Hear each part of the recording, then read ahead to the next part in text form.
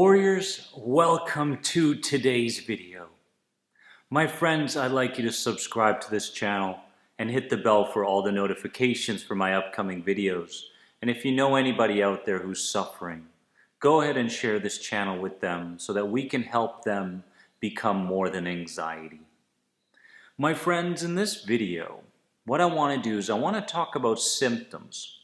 I want to talk about 5 specific symptoms that we don't necessarily tend to connect to our anxiety, that tends to manifest almost on a daily basis for people.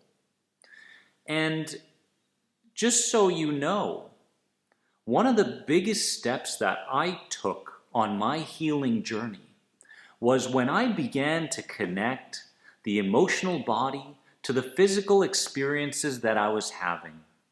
Until that point, I thought that the physical symptom was the problem. And so I was engaged in what I call the water balloon effect.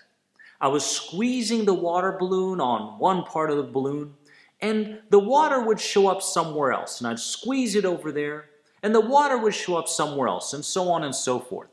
So I went forward years and years trying to overcome one symptom and another symptom and another symptom. And I never got to the point where I connected the symptom to my emotional body. So that was a huge moment of clarity for me, because what we don't want to do is we don't want to go about our days being engaged with the water balloon effect or situational anxiety, meaning you think that the situation itself is the cause for your symptoms of anxiety. They are not. And so today I want to talk about things that are happening at a subconscious mind and body level. Because on this channel, we don't cope or manage anxiety. We heal it at the root. That's what we want to do. So my friends, I want to provide a disclaimer. This is by no means an evaluation or a diagnosis of what you're experiencing. Please go ahead and visit a physician if you feel like something may be occurring at a physical level for you. The first symptom I want to discuss is one that we don't connect to being a part of anxiety almost ever.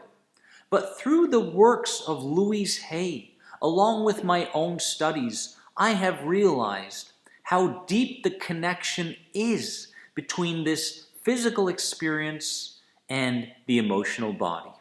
I'm talking about back pain. Back pain, specifically lower back pain. Now, when we think about the emotional side of back pain, what arises? Well, here's what arises. There is a lack of emotional support for the person.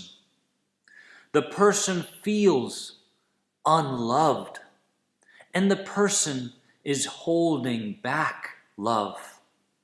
Imagine those things.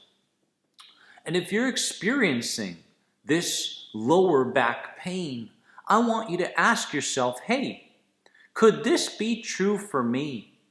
Am I holding back love? Do I feel a lack of emotional support in my life? Do I feel unloved? Because the easy thing to do, warriors, when it comes to these symptoms, is to take something for the symptom or to have surgery of some sort. That's the easy way. And of course, sometimes this is necessary. But what tends to happen in a person's life if they don't take care of the emotional component to the physical symptom is that even if you take care of the structural issue, the symptom will arise in some form in another part of the body.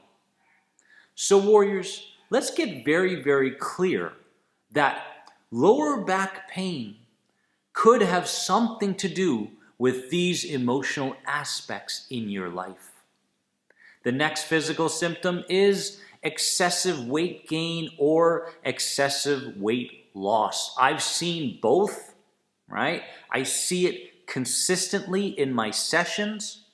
And so what's the emotional connection to this? Well, it represents emotional baggage, right? We're carrying around a bag. You know when you go to the airport and you're carrying around multiple bags and they just feel so heavy and you just can't wait to check them in at the airline and get rid of them so that you can go about being more conscious of what's around you and stop focusing so much on the bag. It's a very similar experience.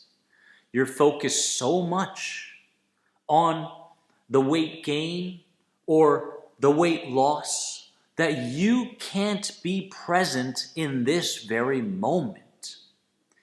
And so this has something to do with carrying around that emotional baggage, unresolved traumas, and unmet desires. Oh my goodness, ask yourself, could this be true for me? Because when we can become honest with ourselves, when we can commit ourselves to the deeper work that we need to do, many times, almost every single time, the eradication of the physical symptoms arise. And this is what I want for you. I want you to look beyond the physical experience. I want you to look at the emotional body and make a connection there. Number 3 is fatigue. And you're going, yes, fatigue. And you know what? How common is this with experiencing an anxiety disorder? I remember days where I could literally sleep till 6 p.m., right? I got up and it was very difficult for me to get out of bed. I just wanted to lay there because I was exhausted. Why does this happen? Because maintaining anxiety takes energy and persistence. I bet you never saw anxiety from this angle before. Do you understand what kind of a unconscious commitment it takes to maintain anxiety? It's not easy, right? It's not easy to be revved up all the time. It's not easy to live a life of being tired but wired. It's not easy to activate the fight or flight response every moment of every day, right? But we tend to do so unconsciously because it's what we believe is right to do. It's what we believe we are, when in fact, it's not what we need to do and it's not who we are. Fatigue shows resistance to change. Resistance to change at a conscious and an unconscious level. So be honest with yourself and ask yourself, are you resisting change? Because recently I worked with someone and I told them, I said, you know what? You're very educated within anxiety and transformation and identity work. You know this stuff. But he had the skill sets. He had the support by others. But every single time he committed to change, there seemed to be blocks arising, specifically when he was feeling better. Isn't that interesting? When you start to feel better, what tends to happen is the defense mechanisms to change start arising. You start to tap into, oh yeah, I'm feeling better, but this, and this is still not where I want it to be in my life.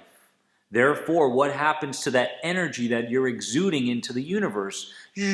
Back into low vibe, back into anxiety. All these defense mechanisms begin arising.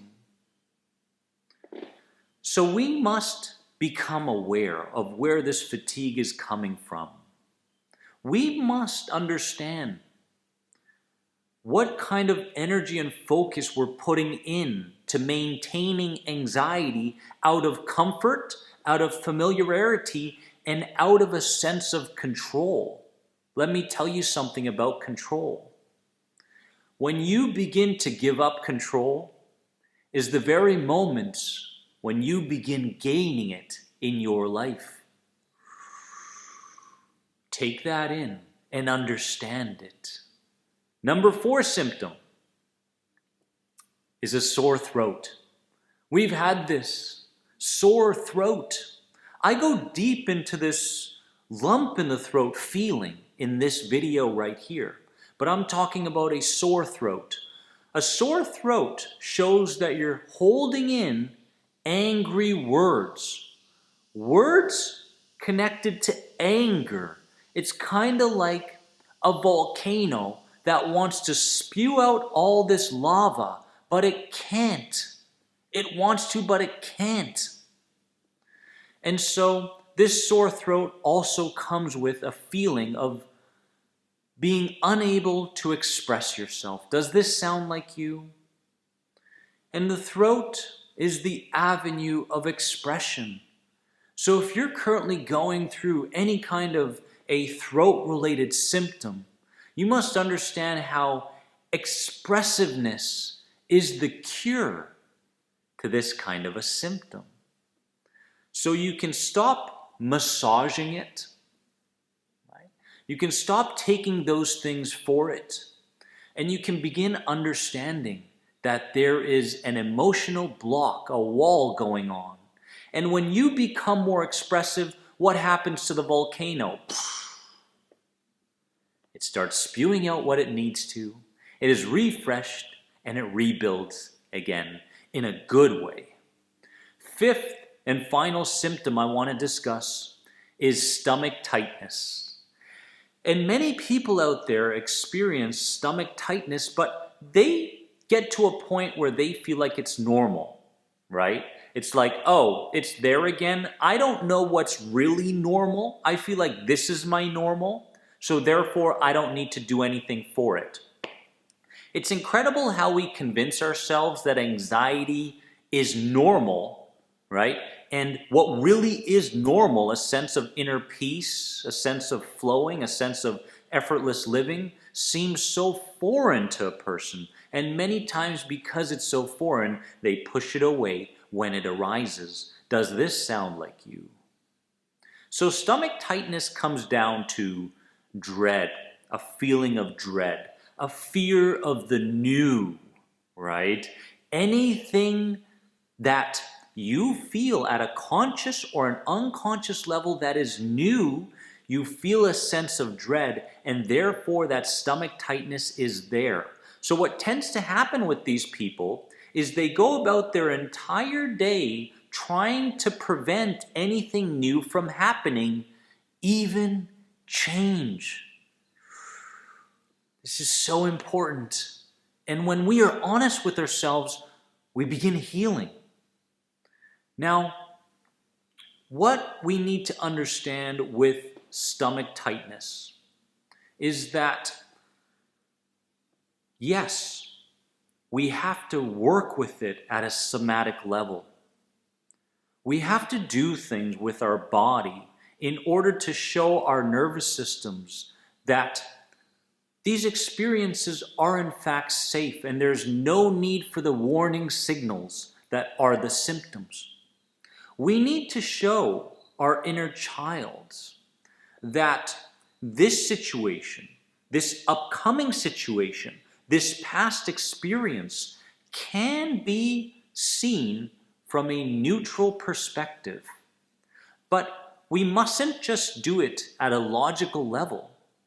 We must begin taking control of our bodies in order to take these changes that we want towards a belief level.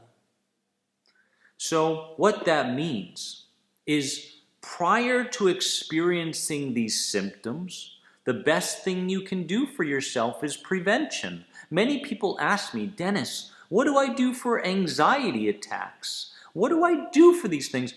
And I tell them, don't be so concerned about what to do in the moment. Focus on what's going on in terms of the conscious and the unconscious buildup that leads to the attack. Because prevention is the goal. We, as a tribe and as a community, want to get very, very good at creating momentum. What I mean by momentum is when you wake up in the morning, you're doing the right things for you. And these things that you're doing, these baby steps that you're taking, these wins, these mental, emotional, physical, imaginative wins, these skill sets that you're building, are allowing your nervous system to begin perceiving the world differently. So warriors, our goal is not to end a symptom. Our goal is to create momentum, positive momentum, in the direction where when the symptom arises, and it will, you can begin tapping into our main goal. Our main goal when it comes to these symptoms is boredom and disinterest. When we can create boredom and disinterest, the body has the opportunity to heal itself. This is where we want to get to. This is how trust is built. This is how cooperation is built between the adult mind and the inner child mind. This video is meant to clarify your feelings. This video is not meant to spur on feelings of self-guilt or doubt within yourself. So warriors, you can leave that world of feeling like you're a victim because of these symptoms and your experiences right now. And you can move into a world where you begin connecting the mental and the emotional body to the physical experiences that you're having. When you can do this, you are more than halfway there. I promise you. I love you all from the bottom of my heart. Remember that you are more than anxiety. I want you to comment below right now and tell me what the greatest insight was that you gained from this video, so that I know I've contributed to your healing in some way today. Together, we will get there, warriors, I promise. And if you have any other questions on the #1 most powerful anxiety recovery program available online today, head on over to this website right here. Bye-bye.